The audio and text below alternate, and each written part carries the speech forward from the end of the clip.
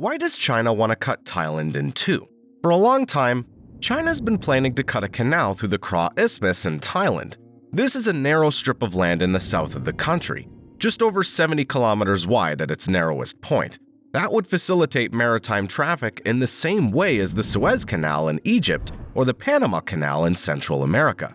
But while it's easy to see the point of digging a canal in Panama or Suez to avoid having to literally bypass entire continents, the point of the Kra Canal isn't immediately obvious when you look at a map. In this video, we look at why China wants to build this project, what its implications are, and how it's perceived by the other countries in the region. To provide a simplified overview of the Chinese economy, we could say that it imports oil and gas, mainly from the Middle East, and a little from Central Asia and Africa. Then it produces consumer goods on a massive scale on its own territory, and exports them to the consumer countries. And much of imports and exports passes through the Strait of Malacca. The Strait of Malacca is bordered by Malaysia, Indonesia, and, above all, Singapore, with its commercial port. 25% of the world's maritime traffic passes through Malacca. That's 85,000 ships a year, and it accounts for 80% of China's energy imports, most of which come from the Persian Gulf. And we're talking about oil and gas here. You can see the map of shipping densities on different maritime routes, which is pretty self-explanatory. So we begin to understand the strategic importance of this strait, and China's interest in drilling a canal through Thailand is precisely to bypass this strait by opening up a new shipping route. Well, China wants to dig a canal to bypass the Straits of Malacca. But the next question is, why does it want to bypass Malacca? We could start with economic reasons. In fact, the Strait of Malacca should not be seen simply as a transit point. In fact, a large number of ships stop at the port of Singapore to load and/or unload all or part of their cargo. If we take the example of a container ship coming from China, when it arrives in Singapore, it may, for example, unload some of its cargo headed for India and South Africa, but it'll keep the cargo headed for Europe, and it'll load containers that have been waiting in the port and are headed for Europe. In the end, it'll leave with containers that are only heading for Europe, and the ones that it's unloaded will be loaded onto other ships that are heading for India or South Africa. It's a very simplistic picture, but it helps you understand that a lot of ships have to stop in the port.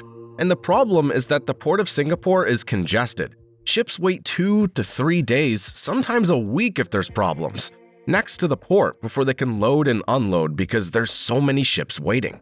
And we're talking about cargo for sale, but some ships also need to fill up with fuel, food, and etc. It's estimated that 30% of the trade that passes through Malacca could be diverted through the canal. This would help ease congestion in Singapore and improve the flow of maritime trade. Another interesting fact is that the Strait of Malacca is subject to pirate attacks, and these have even been on the increase in recent years. Here you could see the number of attacks per year. But let's be honest, as we said, 85,000 ships pass through the strait every year. And as you could see, there were 63 attacks in 2023 around Singapore. So I mentioned piracy because it came up several times during my research, but it's far from being the main reason for wanting to bypass Malacca. And in reality, even the logistical optimization reasons mentioned earlier are not what's really driving China to want to create new trade routes. The main reason is actually more geostrategic. In 2003, during the Central Economic Work Conference in China, Chinese President Hu Jintao mentioned the Malacca dilemma for the first time. He explained that certain powers, mainly the United States, are trying to control navigation through the strait. In fact, China's almost landlocked despite its thousands of kilometers of borders and coastline, simply because access to the major maritime zones that are strategic is difficult. We've seen that access to the Indian Ocean's not as seamless as China would like it to be for commercial purposes, and there's only one major route. It also faces challenges on the military front. On its Pacific coast, China's confronted by numerous potential or actual adversaries. The United States with its chain of military bases, Japan, Taiwan, and the Philippines. And on the Indian Ocean side, there's a US and British military base in Singapore. And then there's the chain of Indian islands, Andaman and Nicobar. As you can see, they form a sort of barrier at the entrance to the Indian Ocean and India, which is in rivalry with China and a military partner of the US within the Quad, and is increasing its military presence there. China's concern is that passage through the Strait of Malacca could be contested in the event of a conflict with foreign powers, particularly, once again, the United States. As I mentioned earlier, 80% of China's energy imports pass through there, so you can imagine the catastrophic consequences for the country.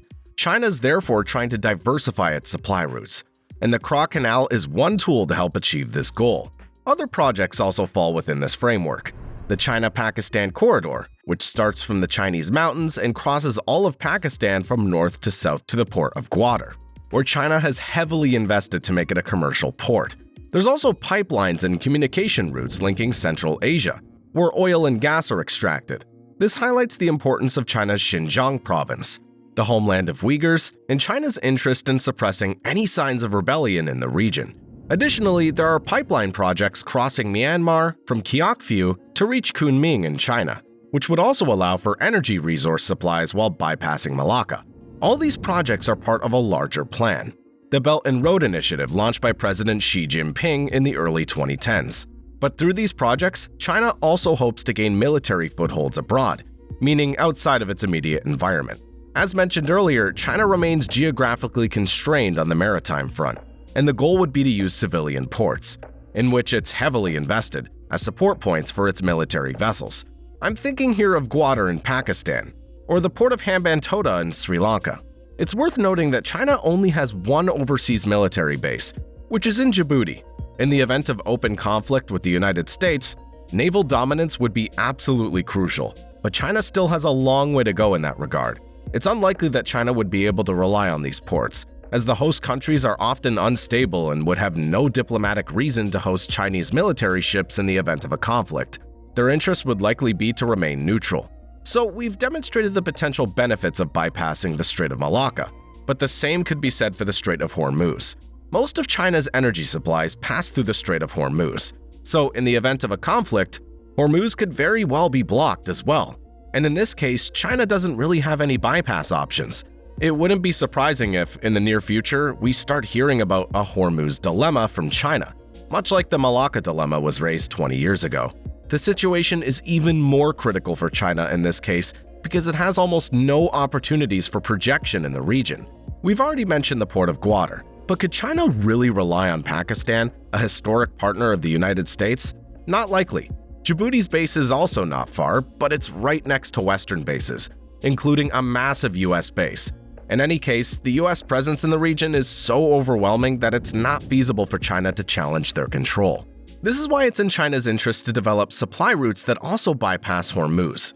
We've already discussed connections with Central Asia, but also with Russia through the Power of Siberia pipelines, including the ongoing negotiations for Power of Siberia 2 between Russia and China.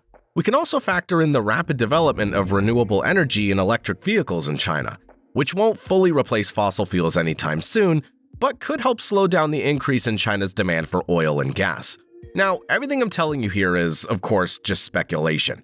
But this is also how Chinese military strategists operate. They work on anticipatory scenarios, though nothing certain. So, are they overstating their vulnerabilities? After all, a strait can't be blocked just like that. It would also be a challenge for China's adversaries. Let's not forget that these straits are bordered by other states, and many countries have an interest in maintaining free navigation in these areas. Thus, even the United States couldn't block an entire strait so easily, or act as its enforcer without incurring the ire of other affected states.